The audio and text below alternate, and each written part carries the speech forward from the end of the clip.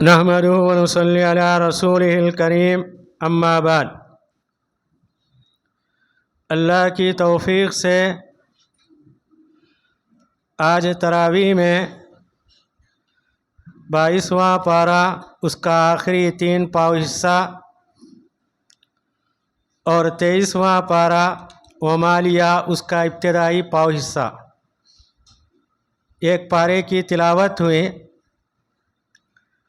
جس میں سورہ سبا کی 50 پر 4 آیتیں، سورہ فاتر کی 40 پر 5 آیتیں، سورہ یاسین کی 80 پر 3 آیتیں، سورہ صافات کی 50 پر 6 آیتیں، مکمل 230 پر 8 آیتوں کی تلاوت ہوئی۔ اللہ رب العزت سے دعا ہے کہ آج کی تلاوت کو اور اس کے سننے کو قبول فرمائے اور ہمارے گناہوں کو معاف فرمائے۔ سورہ سبا میں، سبا جو یمن کا علاقہ تھا، وہاں کی جو رونق تھی اس کا ذکر کیا گیا۔ سبا میں ملکہ تھی، ملکہ بلقیس۔ 19ویں پارے کے اندر اس کا ذکر آیا۔ سلیمان علیہ السلام نے اسے آنے کا حکم دیا۔ اس کے آنے سے پہلے اس کا عرش سلیمان علیہ السلام کے دربار میں موجود تھا۔ اس سے انہوں نے پوچھا، کیا یہ تمہارا عرش ہے؟ اس نے کہا، ایسا ہی لگتا ہے۔ تو سبا ایسا علاقہ تھا، خوشحال علاقہ تھا۔ تو سبا کے اندر جو قدرتی چیزیں تھیں ذکر کیا گیا، دونوں جانب باغات تھے، اور شہر کیا تھا؟ پاک و صاف تھا۔ اس کے اندر مکھی مچھر، کوئی جانور کا تصور بھی نہیں تھا۔ گاؤں والوں نے ایک ڈیم بنایا، اس کے اندر پانی ٹھہرتا تھا۔ پانی بڑا عمدہ میٹھا تھا، جس سے باغات کی سیریاب ہوتی تھی۔ تو ان سے کہا گیا، کلوا من رزق ربکم واشکروا لہ، تم اپنے رب کی روزی کھاؤ، اس کا شکریہ ادا کرو۔ بلدۃ طیبۃ ورب غفور، یہ شہر کیا ہے؟ بڑا پاکیزہ شہر ہے، اور رب کیا ہے؟ معاف کرنے والا ہے۔ تو گاؤں والوں نے گاؤں کی نعمتوں سے فائدہ اٹھا کر شکریہ ادا کرنے کے بجائے نافرمانی کی۔ تو اللہ تعالیٰ نے ان کے ڈیم کو سوراخ کر کے پانی پورا گاؤں کے اندر آ گیا، سارے باغات فنا ہو گئے۔ جو باغات ہرے بھرے تھے، اس جگہ کیکر کے کانٹے دار درختوں کو اگایا گیا۔ یہ بتایا گیا کہ اللہ کی نعمتوں کا شکریہ ادا کرتے ہیں، اللہ تعالیٰ اور دیتے ہیں، ناشکری کرتے ہیں نعمتوں کو چھوڑ کر، اللہ تعالیٰ اسے اور عذاب کے اندر مبتلا کرتے ہیں۔ اس کے بعد اللہ تعالیٰ نے داؤد علیہ السلام کا ذکر کیا۔ اللہ تعالیٰ کہتے ہیں، ہم نے ان کو فضیلت دی، لوہا ان کے لیے نرم کر دیا، لوہے سے جو چاہے ہتھیار ساز و سامان بناتے تھے۔ اور دوسرا معجزہ یہ تھا، زبور جو اللہ تعالیٰ نے ان کو کتاب عنایت کی، اس کی تلاوت کرتے ہیں، پہاڑ اور پرندے ان کے ساتھ تلاوت کو دہرایا کرتے تھے۔ اللہ تعالیٰ ان کو میٹھی آواز عنایت فرمائی۔ پھر اللہ تعالیٰ نے ان کے بیٹے سلیمان علیہ السلام کا ذکر کیا، ان کے لیے ہوا کو مسخر کر دیا۔ 1 مہینے کی مسافت یہ ہوا میں تخت پر بیٹھ کر ایک وقت میں ایک آدھے گھنٹے میں سیر کر کے آتے تھے، صبح میں آدھا گھنٹہ، شام میں آدھا گھنٹہ، جبکہ ایک مہینے کی مسافت ہوتی، صبح اور شام دورہ کر کے اپنے علاقے کا آیا کرتے تھے۔ جنات ان کے قبضے میں تھے، ان سے جو چاہے کام لیا کرتے تھے۔ بڑے بڑے دیگ جنات بناتے تھے، محلات کی تعمیر ہوتی تھی، بڑے بڑے حوض سلیمان علیہ السلام کے حکم سے بنایا کرتے تھے۔ یہ ساری چیزیں ان کو عنایت کی۔ تو اللہ تعالیٰ نے ان سے کہا، اعملوا آل داؤد شکرا، اے داؤد کے خاندان والوں شکریہ ادا کرو۔ باپ اور بیٹے کو اللہ نے نعمتوں سے نوازا، یہ شکر گزار بندے تھے، پھر بھی اللہ نے کہا میرا شکریہ ادا کرو۔ اس کے بعد اللہ تعالیٰ کہتے ہیں وَخَلِيلٌ مِّنْ عِبَادِيَ الشَّكُورُ، میرے بندوں میں تھوڑے بندے کیا ہے شکریہ ادا کرنے والے ہوتے۔ سلیمان علیہ السلام کو اللہ تعالیٰ نے یہ ساری چیزیں عنایت فرمائی۔ جب ان کے موت کا وقت آتا ہے، انہوں نے جنات کو حکم دیا عمارتوں کی تعمیر کرو۔ وہ تخت پر بیٹھ کر عصا پر ٹیک لیے ہوئے بیٹھے ہوئے تھے، موت آ گئی۔ جنات کام کر رہے تھے، کسی کو پتہ نہیں چلا کہ وہ دنیا سے چلے گئے، ان کی روح نکل گئی۔ جنات یہ خیال کرتے ہیں وہ بیٹھ کر ہم کو دیکھ رہے ہیں، تو ان کی لاٹھی کے نیچے دیمک کھاتے کھاتے جب لاٹھی کمزور ہو گئی، جب وہ نیچے گر گئے، جنات کو یقین ہو گیا کہ سلیمان علیہ السلام کو غیب کا علم نہیں تھا، اور جنات کو بھی غیب کا علم نہیں تھا۔ اگر ان کو غیب کا علم ہوتا وہ فوراً چلے جاتے۔ تو اللہ تعالیٰ نے داؤد علیہ السلام کا، سلیمان علیہ السلام کا ذکر کیا۔ اس کے بعد اللہ تعالیٰ نے یہ بتایا اللہ کے راستے میں جو بھی خرچ کرتا ہے اللہ تعالیٰ اس کا جان نشین عطا کرتے ہیں۔ مال نکل گیا، لوگ خیال کرتے ہیں کمی ہو گئی، اللہ تعالیٰ کہتے ہیں وَهُوَ يُخْلِفُ، اس کا وارث بناتا ہے۔ وَهُوَ خَيْرُ الرَّازِقِينَ، وہ بہترین روزی دینے والا ہے۔ نبی کریم صلی اللہ علیہ وسلم نے بتایا روزانہ آسمان سے 2 فرشتے اترتے ہیں۔ ایک فرشتہ کہتا ہے اللہم آتی منفقا خلفا، اے اللہ دینے والے کو اس کا جان نشین دے۔ دوسرا کہتا ہے وآتی ممسکا تلفا، جو بخیل ہے، کنجوس ہے، نہیں دیتا اسے بربادی دے۔ سورت کے آخری میں اللہ تعالیٰ کہتے ہیں مکے والے نبی کریم صلی اللہ علیہ وسلم کو دیوانہ اس قسم کے الفاظوں کا سہارا لیتے تھے۔ اللہ تعالیٰ کہتے ہیں انما اعیدکم، میں تم کو نصیحت کرتا ہوں،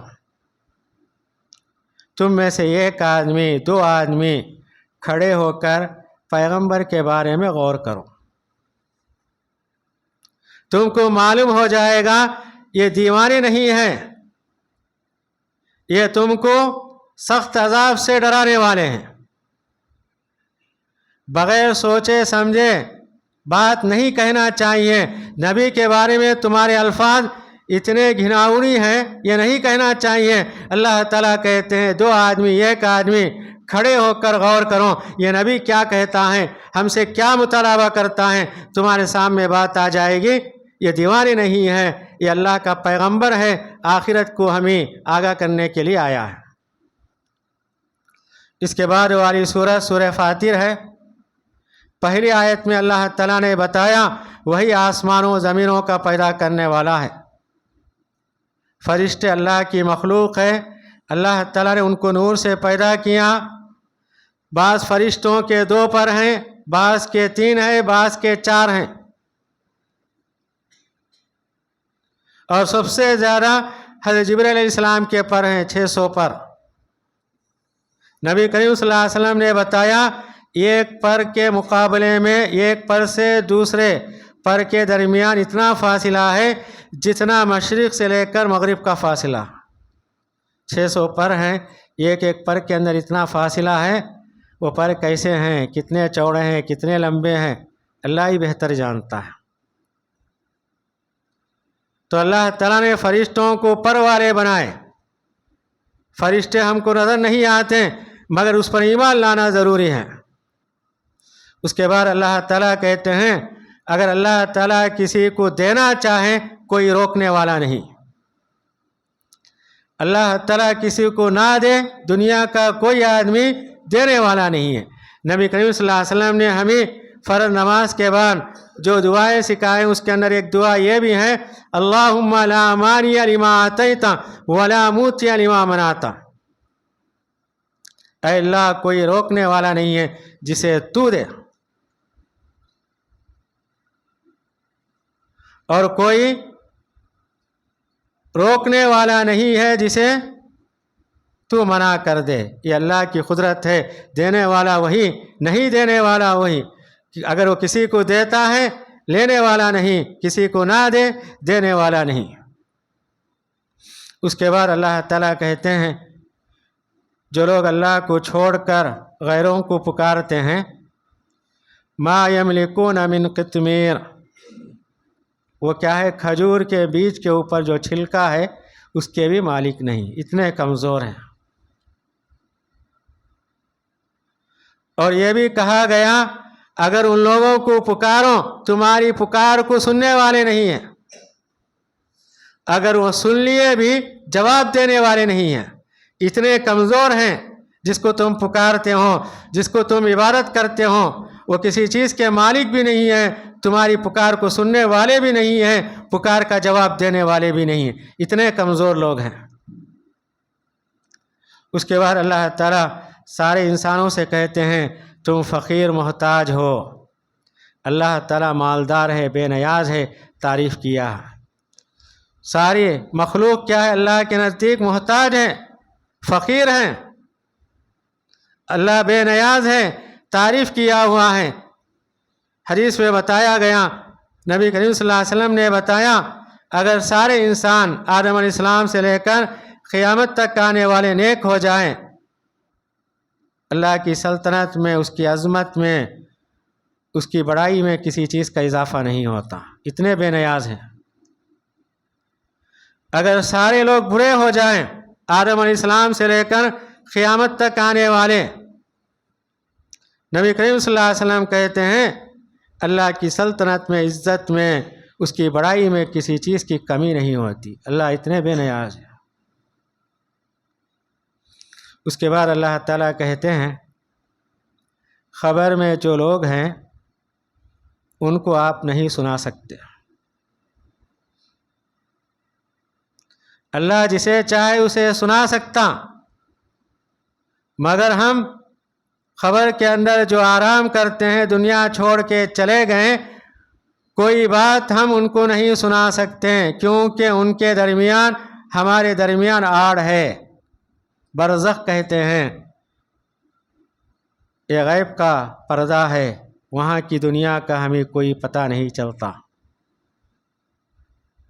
تو اللہ تعالیٰ یہی کہتے ہیں جب تک وہ زندہ تھے تمہارے ساتھ تھے، انتقال ہو گیا، دوسری دنیا میں چلے گئے، ان کا تعلق تمہارا تعلق کٹ جاتا ہے۔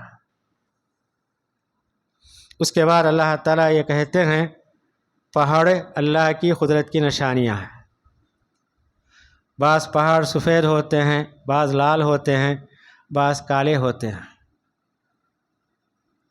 ان پہاڑوں کو اللہ تعالیٰ نے جس انداز سے پیدا کیا، ہر پہاڑ اپنی جگہ اللہ کی قدرت کو ظاہر کرتا ہے۔ سفید پہاڑ برف کے پہاڑ ہیں، لال پہاڑ جس کے اندر پتھر نکلتے ہیں، کالا پہاڑ جس میں کوئلہ نکلتا ہے، یہ تمام فائدے کی چیزیں ہیں۔ اسی طرح اللہ تعالیٰ نے بتایا انسان کے اندر بھی مختلف قسم کے لوگ ہیں، ان کے مزاج الگ ہیں، ان کے ذہن الگ ہے، ان کے طور و طریقے الگ ہیں۔ اس کے بعد اللہ تعالیٰ کہتے ہیں جنت میں جانے والے لوگ اللہ کی تعریف بیان کرتے ہوئے جائیں گے، وہ کہیں گے اللہ تعالیٰ نے اپنے فضل سے ہم کو جہنم عطا کیا، اللہ کا فضل، یہ نہیں کہیں گے ہم اپنے عمل کی بنیاد پر جا رہے ہیں۔ نبی کریم صلی اللہ علیہ وسلم نے کہا جنت میں کوئی اپنے عمل کی بنیاد پر نہیں جائے گا بلکہ اللہ کے فضل کی بنیاد پر جائے گا۔ صحابہ نے آپ سے پوچھا آپ بھی اللہ کے فضل سے جنت میں جائیں گے؟ آپ نے کہا میں بھی اللہ کے فضل سے جاؤں۔ جب تک اللہ کا فضل میرے اوپر نہیں ہوگا میں بھی جنت میں نہیں جا سکتا۔ اور آپ نے 3 مرتبہ کہا مجھے معلوم نہیں، میں اللہ کا رسول ہوں، کل قیامت کے دن میرے ساتھ کیا کیا جائے گا۔ اس کے بعد اللہ تعالیٰ کہتے ہیں ہر آدمی کو اللہ تعالیٰ اتنی عمر عطا کیا ہے وہ نصیحت حاصل کر سکتا ہے۔ نبی کریم صلی اللہ علیہ وسلم نے کہا جسے 60-70 سال کی زندگی مل گئی اس کے پاس کوئی بہانہ نہیں ہے نصیحت حاصل کرنے کا۔ اللہ تعالیٰ نے اسے اتنا لمبا عرصہ دیا، 60 سال 70 سال دنیا کے اندر گزارے، وہ اللہ کو نہیں پہچانا، آخرت کے لیے تیاری نہیں کی، اس کے لیے کوئی عذر نہیں ہے۔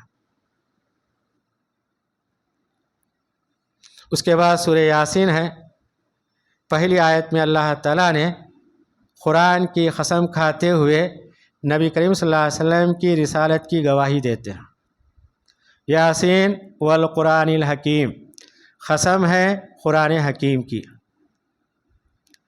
انک لمن المرسلین، یقیناً آپ کیا ہے رسولوں میں سے ہیں۔ اللہ تعالیٰ گواہی دیتے ہیں۔ یہ لوگ آپ کو مانتے ہیں یا نہیں، میں گواہی دیتا ہوں کہ آپ رسولوں میں سے ہیں۔ علی صراط مستقیم، آپ سیدھے راستے پر ہیں۔ یہ بتایا جاتا ہے جس طرح دنیا کے اندر رسول آئے ان کا راستہ سیدھا تھا، آپ بھی رسول ہیں، اب آپ کا راستہ بھی سیدھا ہے۔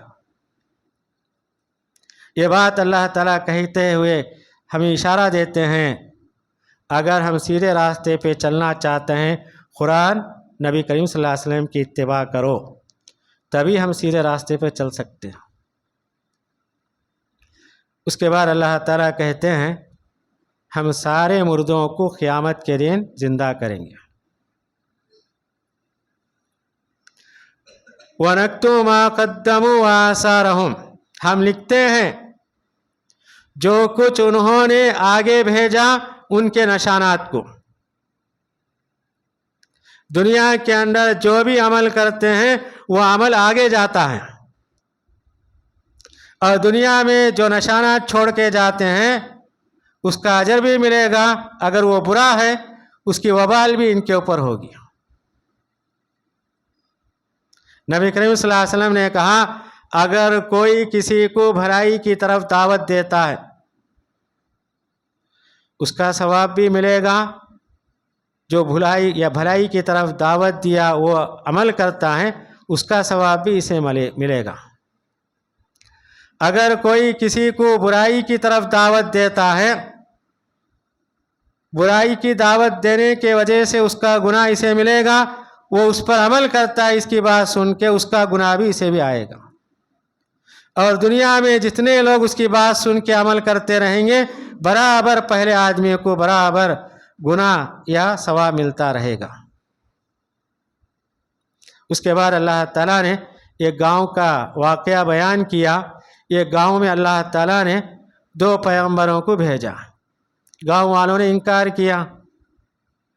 پھر تیسرے رسول کو اللہ نے بھیجا، اس کا بھی انکار کیے۔ گاؤں والے 3 رسولوں کو قتل کرنے کے لیے تیار ہو گئے۔ ایک آدمی گاؤں کے کنارے سے دوڑتا ہوا آیا، اس نے کہا رسولوں کو تم کیوں قتل کرتے ہو؟ وہ ہماری بھلائی کے لیے آئے ہیں، اللہ کی طرف دعوت دیتے ہیں، غیروں کی عبادت سے روکتے ہیں۔ تو گاؤں والوں نے اسے قتل کر دیا یہ کہہ کر کہ تو جنت میں سیدھا چلے جا۔ وہ آدمی انتقال ہونے کے بعد اللہ تعالیٰ اسے جنت میں داخل کیا۔ وہ کہنے لگتا ہے قال یا لیت قومی یعلمون، اے کاش میری قوم جان لیتی کہ جنت میں مجھے داخلہ مل گیا، میرے گناہ معاف ہو گئے۔ اس کے بعد اللہ تعالیٰ نے یہ بتایا کائنات کے اندر اللہ تعالیٰ نے ہر چیز کو جوڑے ہوئے پیدا کیا۔